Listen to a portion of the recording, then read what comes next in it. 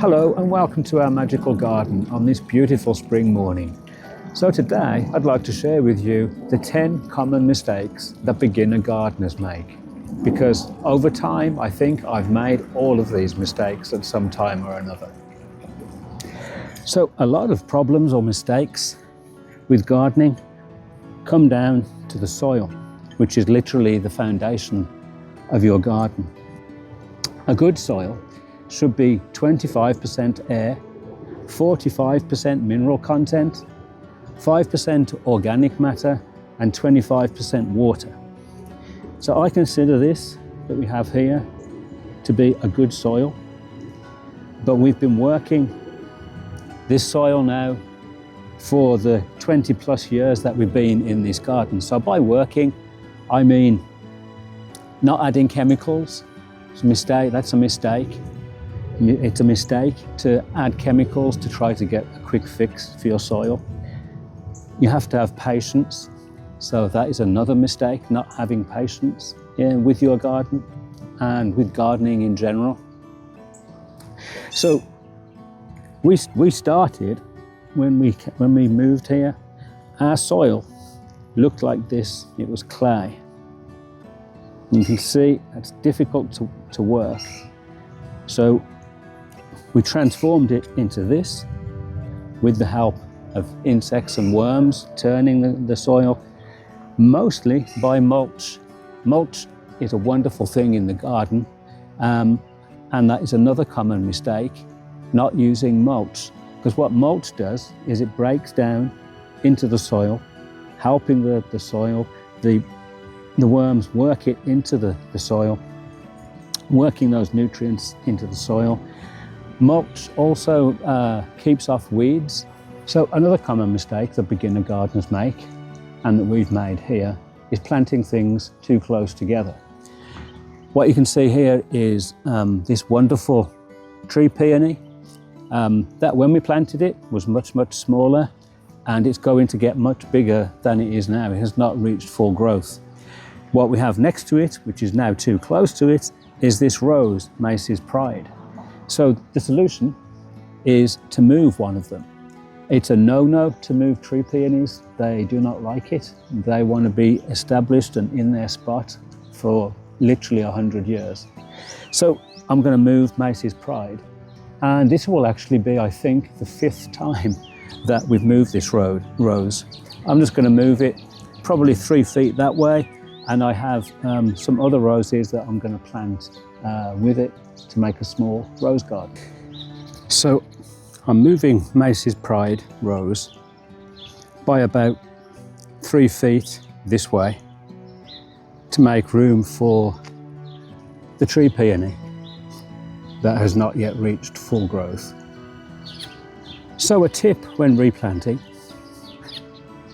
have the hole dug that's going to receive the plant before you've completely dug up the plant. That's because you don't want to leave the roots exposed for longer than you have to. So you can see I'm about halfway through now.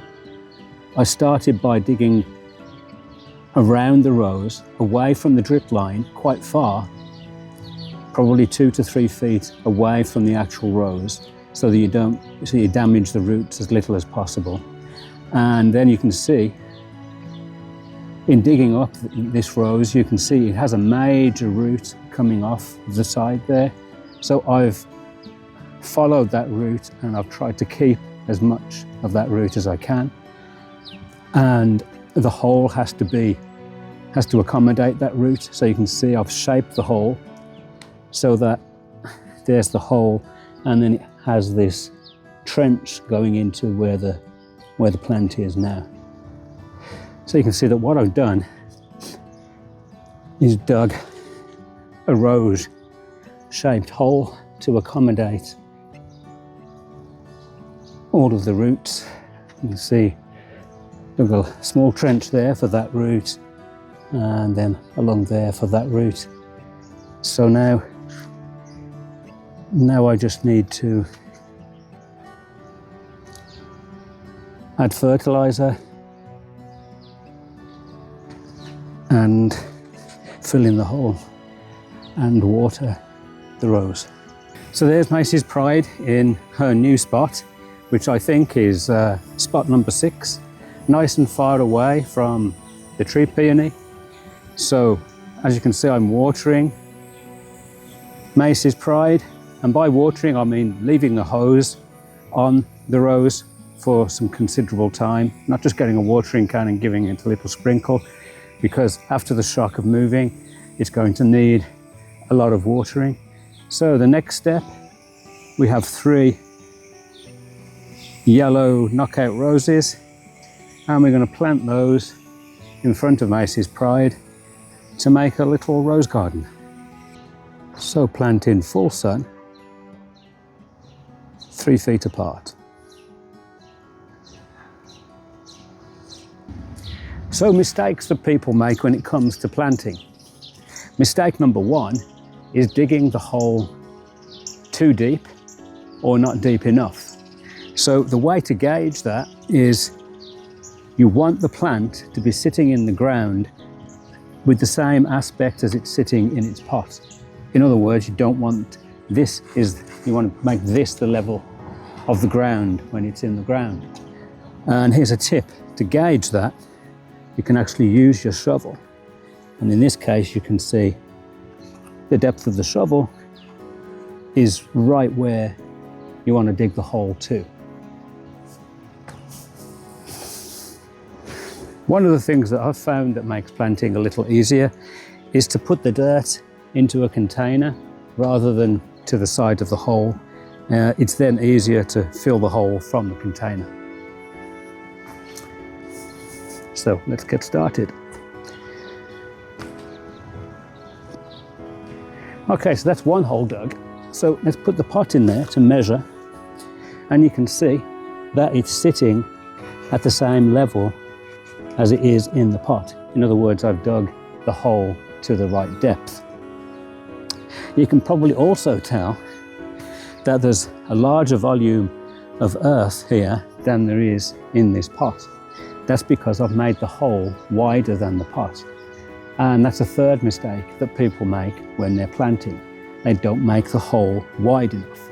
You make it wider so that then when you're putting the loose soil in, the roots have some loose soil to grow into and out. A fourth mistake that some people make when they're planting is they'll supplement the soil with potting soil. Don't do that, because potting soil is too loose and it will not give the roots a good start. They will not want to go through that harder earth. They'll just stay in that nice potting soil.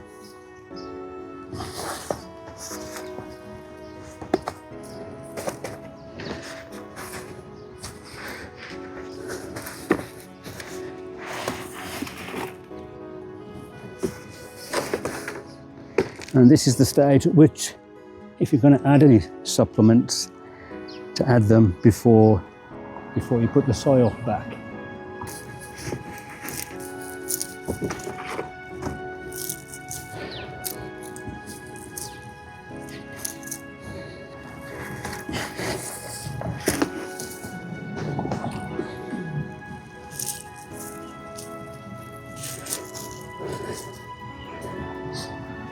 So we have a new little rose garden all planted up with the soil raked. Next step is to really give them a good watering. And that's another mistake that people make when they water their plants. You have to water the plant from the bottom because that's where the roots are. The roots take up the water. So always water from the bottom. So you can see, it's a little much. You can see Mace is looking a little sad, a little droopy, but she'll recover because, as I said, this is not the first time that she's been moved, and I'm pretty confident that I got enough of a root system. So, and the reason you water from the bottom, other than that's where the roots are, is it's a mistake to water from the top and spray the plant for 2 reasons. One, the plant won't be getting enough water that way. It will just flood off the leaves, not reach the roots. Also, it can be a cause in some plants of disease. So always, whatever the plant, the rule is always water from the bottom. And you can see that I'm using a hose, and what I'm going to do is I'm going to set the hose on these new roses one at a time, and a fairly nice flow like that. And I'm actually going to leave that for 10-15 minutes for each plant to make sure the root system is really soaked, to really give them a good start.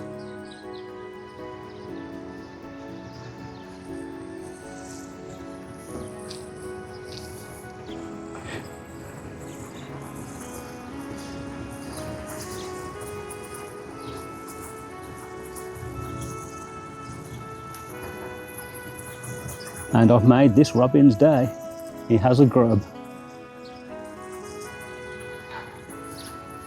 Look at that.